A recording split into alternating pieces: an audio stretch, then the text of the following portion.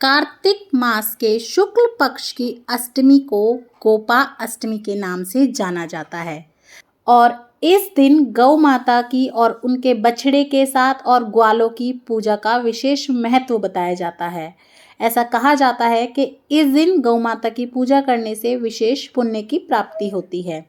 वैसे तो पूरे वर्ष ही हमें गौ माता की सेवा पूजा करनी चाहिए, क्योंकि हमारे हिंदू धर्म में ऐसा माना जाता है कि गौ माता के अंदर 33 कोटि या 33 करोड़ देवी देवता बसते हैं।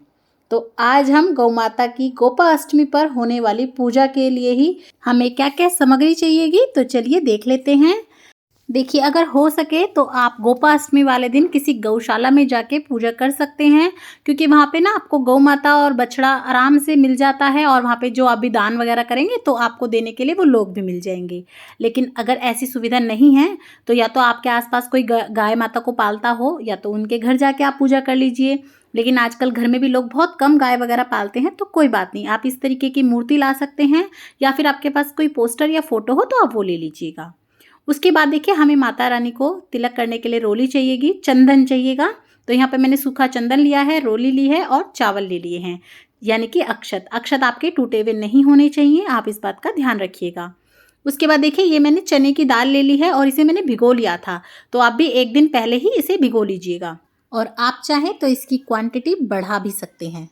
और ये देखिए, मैंने गुड़ ले लिया है, तो यहाँ पर हम थोड़ा सा गुड़ ले रहे हैं। अगर आप घर पर पूजा कर रहे हैं आप थोड़ा थोड़ा सामान ले सकते हैं, और अगर आप चाहें तो गौशाला में जाकर ज़्यादा क्वांटिटी में भी सामान दान कर सकते हैं।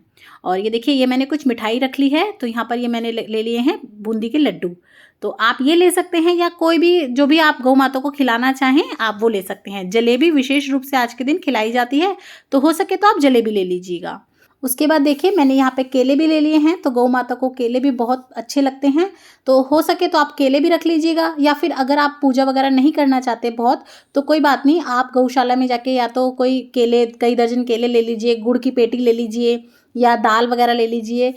या फिर आप चाहें तो गौशाला में जाके चारा दान करके आ सकते हैं। आज के दिन अगर आप पूजा वगैरह नहीं करना चाहते तो भी आप ना गौशाला में कुछ दान करके आ सकते हैं, खाने पीने की चीज़ें। तो आप इस तरीके से भी जो है गोपाष्टमी वाले दिन दान पुण्य कर सकते हैं, और गौ माता के लिए जो है ना आप इस तरीके से कुछ भी दान दे सकते हैं। और उसके साथ साथ देखिए, यहाँ पर ये मैंने लिया है 365 बत्तियों का दिया।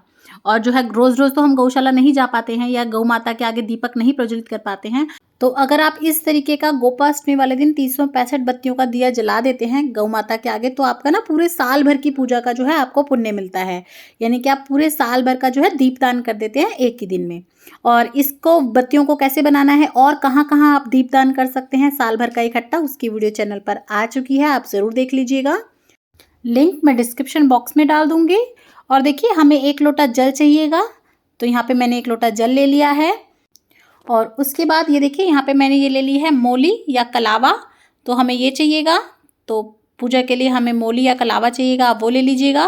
साथ ही में हमें यहाँ पे कुछ दक्षिणा चाहिएगी, तो आप अपनी यथाशक्ति अनुसार कुछ भी दक्षिणा रख लीजिएगा। तो यहाँ पर मैंने दक्षिणा भी रख ली है।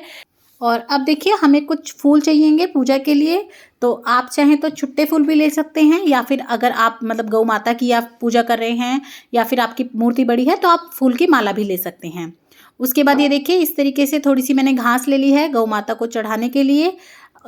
और देखिए, यहाँ पर ये मैं एक ब्लाउज पीस ले रही हूँ, तो आप चाहें तो इस तरीके का ब्लाउज पीस ले सकते हैं या फिर साड़ी ले सकते हैं। तो आप याद रखिएगा, अगर आप साड़ी ले रहे हैं तो देखिएगा उसके अंदर ब्लाउज पीस ज़रूर हो, या फिर अगर आप साड़ी नहीं लेना चाहते तो आप इस तरीके का जो कॉटन का ब्लाउज पीस आता है वो भी ले सकते हैं। कलर आप ब्लैक ब्लू मत लीजिएगा, रेड पिंक येलो आप ले सकते हैं। तो आप साड़ी या ब्लाउज पीस दोनों में से कोई एक चीज़ लीजिएगा, आपको दोनों नहीं लेनी है। तो अगर आप साड़ी ले रहे हैं तो उसी के अंदर ब्लाउज पीस होगा ही, तो आप वो दे सकते हैं, नहीं तो आप खाली ऐसा जो छोटा सा ब्लाउज पीस आता है, टुकड़ा आता है, वो ले सकते हैं। उसी के ऊपर आप एक बिंदी का पत्ता रख लीजिएगा और साथ में आप थोड़ी सी चूड़ी रख लीजिएगा। बेसिकली आपको सुहाग का सामान देना होता है, तो आप अपनी यथाशक्ति अनुसार बढ़ा या घटा भी सकते हैं। कम से कम आप एक बिंदी का पत्ता और एक मेहंदी की कोन तो ज़रूर दीजिएगा। और अगर आप ज़्यादा करना चाहते हैं तो आप 5 चीज़, 11 चीज़, 16 चीज़ कितनी भी कर सकते हैं। तो मेहंदी ज़रूर रखिएगा आप और बिंदी का पत्ता ज़रूर रखिएगा। तो ये कुछ बेसिक चीज़ है जो हमें गोपाष्टमी वाले दिन गौ माता की पूजा के लिए चाहिएगी। चाहे आप घर पे पूजा कर रहे हों या फिर आप बाहर जाके पूजा कर रहे हों, गौशाला में कर रहे हों, इतनी चीज़ तो हमें गोपाष्टमी वाले दिन लगेगी ही। बाकी आप अपनी श्रद्धा के हिसाब से, अपने मतलब स्थिति के हिसाब से जो है ना चीज़ें बढ़ा भी सकते हैं, जैसे दक्षिणा वगैरह या गुड़ वगैरह ज़्यादा भी कर सकते हैं। तो वीडियो अच्छी लगी हो तो लाइक, शेयर और सब्सक्राइब करना ना भूलें।